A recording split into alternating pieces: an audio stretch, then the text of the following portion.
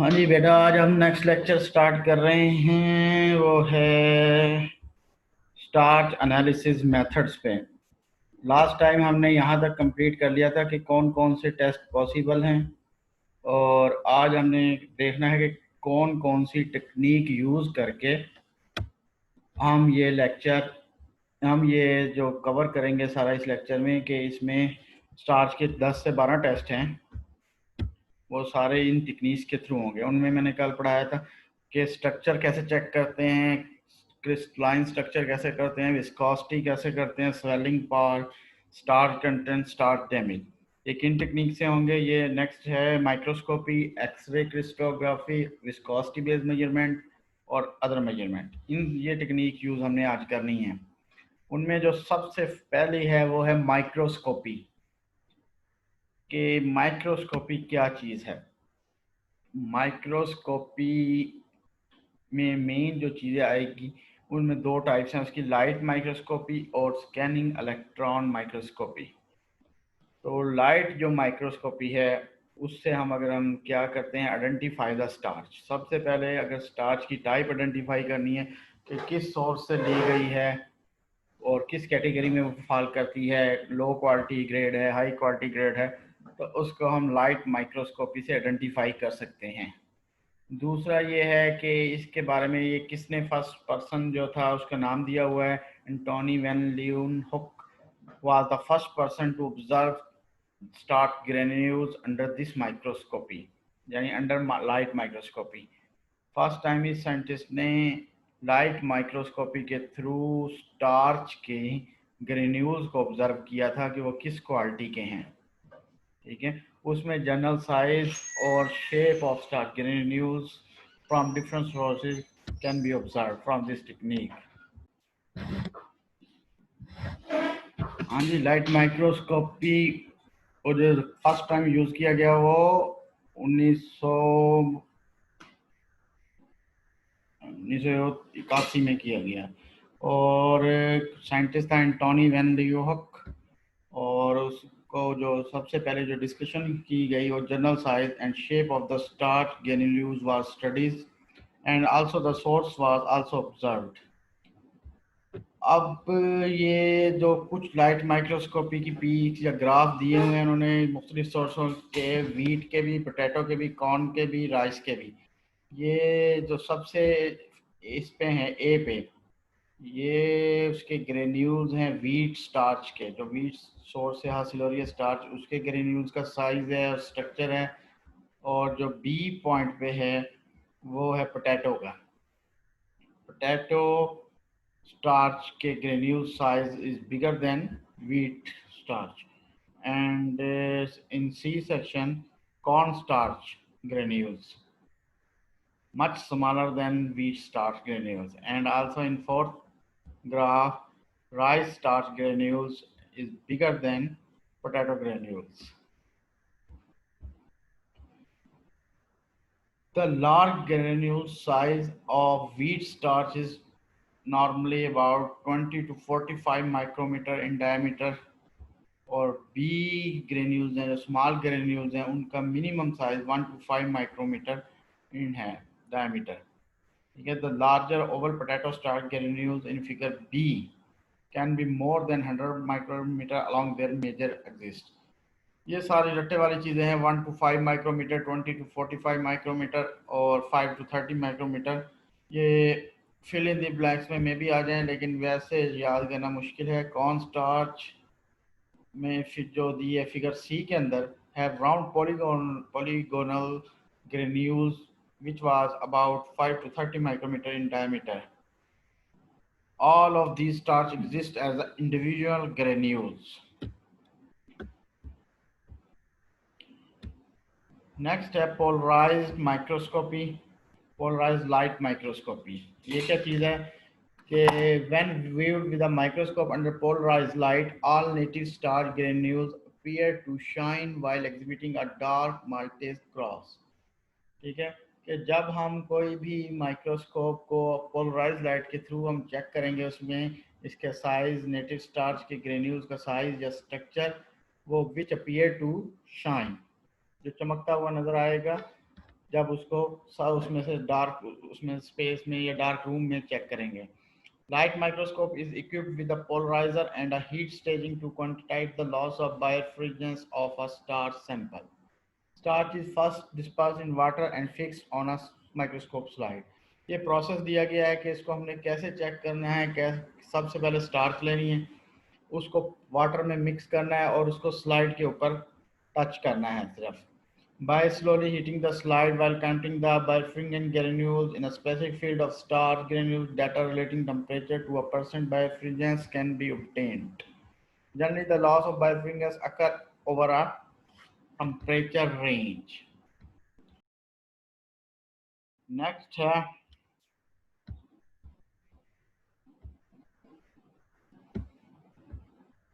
light microscopy with iodine staining.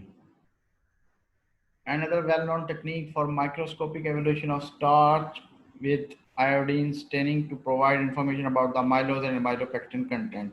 अगर amylose जो उसके यूनिट है अमाइलोज और अमाइलोपेक्टिन कंटेंट हैं, उनको हमने उसका साइज मेजर करना है या उनकी क्रिस्टलिनिटी चेक करनी है, तो उसके लिए आयोडीन का सोल्यूशन यूज करेंगे क्लियरेंस के लिए। Depending on the amylose content, starch is particularly intact granules, stained blue or reddish brown in the presence of solution of iodine and potassium iodide. अगर आयोडीन का जो सोल्यूशन है potassium iodate के through हम बनाएं in the presence of solution, तो उसमें जो अमाइलोज कंटेंट हैं, जो कॉर्न स्टार्च के अंदर अमाइलोज कंटेंट हैं, वो उसका अगर स्टेन ब्लू या रेडिश ब्राउन कलर होगा तो अमाइलोज कंटेंट प्रेजेंट है। Or the resultant color is dependent upon the complex formed when iodine is enclosed in a helical starch chain within a granular structure. Second है इसमें कि smooth P and bean starches give a C pattern and intermediate from the probability result from the mixture of A and B types.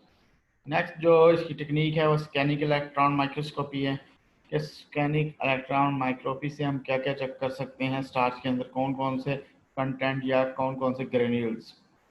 Scanning electron microscopy हमें allow करती है कि हम shape and surface feature of the starch granules को check कर सकें या view कर सकें इन 3 डायमेंशन फार्मूले के थ्रू। ठीक है, shape and surface feature of the starch can be check through scanning electron microscopy in 3 dimensions. इसका प्रोसीजर क्या है? सबसे पहले सैंपल लेना है, उसको sample is coated with a thin layer of reflective metal and then irradiated with a beam of electrons. ये सारा प्रोसेस माइक्रोस्कोपी इलेक्ट्रॉन माइक्रोस्कोपी का है कि हमने सैंपल को किस तरह कोट करना है, किस तरह उसके में से रेडिएशन गुजारनी है, उसको इरेडिएट करना है इलेक्ट्रॉन्स के थ्रू। The electron reflect back to a sensor allowing the surface feature of star gaining to be seen in great detail. ठीक है, इसमें भी कोई खास चीज़ नहीं है। नेक्स्ट है एक्सरे क्रिस्टलोग्राफी।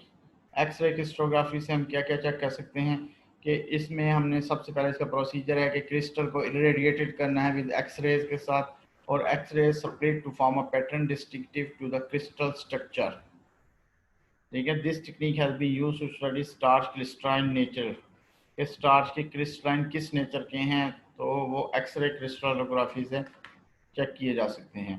यानी इसमें 3 जनरल एक्सरे पैटर्न है, उसे हम have been identified in the native starch by this method. और native cereal starches such as wheat, corn and rice yield showed a pattern. Tuber starches such as potato yield B pattern and bean starches give us C pattern in crystallinity. Next है viscosity based measurement से हम क्या क्या measure कर सकते हैं। Viscosity changes in starch media during heating are commonly measured with viscoamylograph, rapid visco analyser और Ottawa starch viscometer. ये 3 इक्विपमेंट हैं जिससे हम किसी भी उसकी विस्कोसिटी चेक करते हैं, विस्कोसिटी मेजर करते हैं। कि विस्कोसिटी क्या है? Resistance to flow is called a viscosity. ठीक है, जिसकी कंसंट्रेशन ज़्यादा होगी उसकी विस्कोसिटी ज़्यादा होगी और अगर उसकी चार्ज की कंसंट्रेशन कम होगी तो विस्कोसिटी कम होगी। वो 3 इक्विपमेंट हैं, विस्कोमाइलोग्राफ है, उसमें रैपिड विस्को एनालाइजर है, ओटावा स्टार्च विस्कोमीटर है, जिसके थ्रू हम विस्कोसिटी को कैलकुलेट कर सकते हैं या मेजर कर सकते हैं। उसके जो यूनिट हैं, अगर तो अमाइलोग्राफ है तो उसका बरबेंडर यूनिट है, और अगर रैपिड विस्को एनालाइजर है तो उसका रैपिड विस्को यूनिट यूज़ होगा RVU। ठीक है। और तीसरे के लिए जो रावा स्टार्च विस्कोमीटर है उसके लिए RVA यूज़ होगा। RVA is becoming increasingly popular historical standard in the food industry is viscoamylograph। लेकिन जो पुराने पैटर्न या पुराना मेथड चल रहा है वो विस्कोमाइलोग्राफ के थ्रू है। ठीक।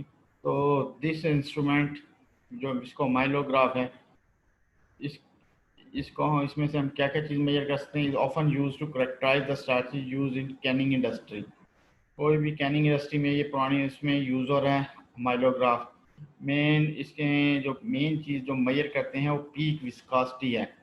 ठीक है। उसमें एक ग्राफ बनेगा जिसमें एक ख़ास लेवल पे जाके ब्रेकेज हो जाएगी इसकी, तो उससे पता चल जाएगा कि अमाइलर्स की रेजिस्टेंस कितनी है, पीक विस्कोसिटी कितनी है इसकी। तो मोस्ट कमर्शियल स्टार्चेज जो हैं are still marketed on the base of viscoamylograph specification. यानी जो विस्कोमाइलोग्राफ की स्पेसिफिकेशंस हैं विस्कोसिटी के लिहाज से, तो उसकी बेस पे कमर्शियल स्टार्चेज मार्केट में आती हैं। The RVA, yani Rapid Visco Analyzer, is becoming increasingly popular for the analysis of starch gelatinization and pasting. और अगर starch gelatinization चेक करनी है तो RVA is recommended। ठीक है, is most suitable to check the starch gelatinization and pattern and pasting। और RVA क्या है? Measurement in a typical RVA curve include क्या क्या मेजर करेगा? पीक विस्कोसिटी है, पीक एरिया है, टाइम टू पीक है, ड्रॉप ऑफ है और फाइनल विस्कोसिटी। ये RVA देगा, उसके थ्रू हम ये चार चीज़ें मेजर करेंगे और एक ग्राफ बनेगा। अदर मेजरमेंट्स में जो बताया था मैंने, स्वेलिंग पावर है मेन। ठीक है, स्वेलिंग पावर कैसे मेजर करते हैं? Can be determined by heating a wet dried starch sample in a water at 95 centigrade for 30 minute. 30 minute के लिए स्टार्च को हीट करना है, dry. Can be determined by heating a wet dry starch sample in a water at 95 centigrade for 30 minute, isolating the swollen starch via centrifugation and weighing the sediment। इसमें centrifuge में mostly RPM use होते हैं। 10,000 RPM में 15 minutes हैं और 4 centigrade है। ये उसकी कंडीशंस हैं। उसके जब हम 30 सेंटीग्रेड पे 95 सेंटीग्रेड पे 30 मिनट के लिए उसको हीट कर लेंगे, उसके बाद उसको सेंट्रीफ्यूज करना है। ये जो कंडीशन मैंने बताई है, यानी 10,000 आरपीएम है, 4 सेंटीग्रेड और 50 मिनट्स। उसके बाद उसको सेंट्रीफ्यूज करके उसके बाद सेडिमेंट उसमें से निकाल लेने हैं, उसको मेजर कर लेना है। स्वेलिंग वैल्यूज़ कुछ यानी जो पहले मेजर की गई हैं, कुछ डिफरेंट स्टार्चेज यानी उसके सोर्सेज से जो ली गई हैं उनकी कितनी कितनी हैं swelling values. 21 for wheat, 24 for dent corn, 64 for waxy corn यानी वैक्सिकॉन जो है, और 71 फॉर पाइका और 1153 फॉर पोटैटो। सबसे ज़्यादा स्वेलिंग वैल्यूज़ यानी स्वेलिंग पावर कह लें कि पोटैटो स्टार्च की है। यानी अगर पोटैटो से स्टार्च ली गई है तो वो मैक्सिमम स्वेल होगी, उसकी स्वेल्यू 1153 है। The high swelling power of potato is consistent with the fact that potato starch produce a pasting curve with a very high viscosity and high water holding capacity. यानी क्यों इसकी ज़्यादा है स्वेलिंग पावर? उसकी main reason है कि इसकी जो स्टार्च है पोटैटो की वो more viscous than other sources है, और दूसरा उसकी जो वाटर होल्डिंग कैपेसिटी है वो बाकी जितनी भी स्टार्चेज हम दूसरे सोर्सेज से हासिल करते हैं उससे ज़्यादा है। अब है नेक्स्ट के हमने स्टार्च कंटेंट अगर मालूम करने हैं कि how much starch content is present in a food, कि मतलब पोटैटो लिया उसमें स्टार्च कंटेंट कितने हैं, या वीट लिया उसमें कितने हैं, वो कैसे मेजर कर सकते हैं, वो किस मेथड के थ्रू कर सकते हैं? तो वो हम इंजाइमेटिक मेथड के थ्रू कर सकते हैं। ठीक है, total starch content of any food can be determined by using enzymes that hydrolyze the glycosidic linkages in the starch polymer। Enzyme use करेंगे तो उसकी जो लिंकेजेस हैं उसको हाइड्रोलाइज कर देगा, उसकी ब्रेक डाउन कर देगा स्टार्च की। तो उसमें ज़्यादातर जो एंजाइम यूज़ होता है वो अल्फ़ा माइलेज है। बीटा माइलेज भी यूज़ कर सकते हैं लेकिन मोस्टली केसेस में रिकमेंडेबल है जो वो अल्फ़ा माइलेज है। The enzyme glucose amylase reduces the amylose and amylopectin to glucose. एक एंजाइम है ग्लूकोमाइलेज जो अमाइलोज एंड अमाइलो कंटेंट को रिड्यूस भी कर देता है। ठीक है, ये कोई ACC का मेथड है उसमें दिया गया है। The glucose obtained is subsequently measured by a calorimetric procedure and the total amount of starch can be calculated। यानी कोई कैलोरीमीटर प्रोसीजर से हम जितने उसमें से ग्लूकोज निकलेगा, ग्लूकोज कंटेंट, उसको हम मेजर कर लें तो वो total starch can be calculated. अब ये है कि डैमेज स्टार्च क्या होती है, व्हाट इज डैमेज स्टार्च। ठीक है, कि डैमेज स्टार्च को हम कैसे मेजर कर सकते हैं। डैमेज स्टार्च क्या होती है, is the portion of the starch that is mechanically destructed during the process used to extract और रिफाइन स्टार्च।